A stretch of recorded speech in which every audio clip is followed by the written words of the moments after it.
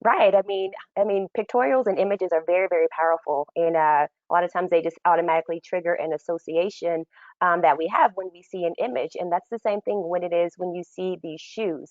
When you see these various different types of shoes, for all of you that are out there, like what immediately comes to your mind, right? Does it take you to a certain type of a person, or to a location, or to a certain type of an event?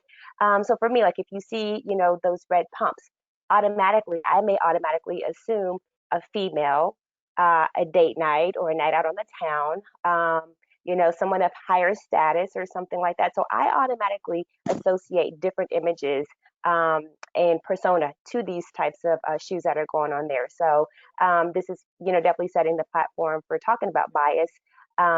And yeah, that's where I go with that. Travis, what do you think?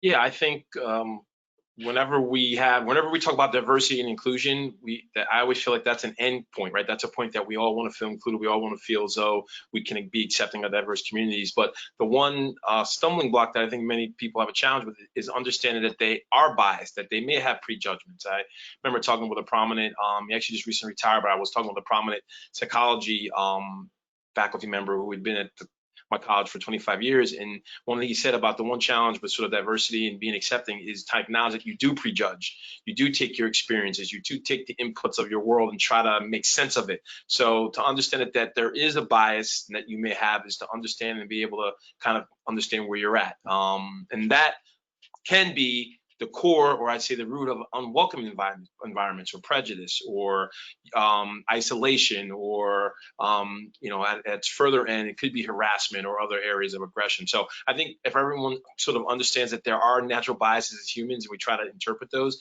the goal here would be is to understand how you may have your biases and understand how to interact and promote diversity and inclusion.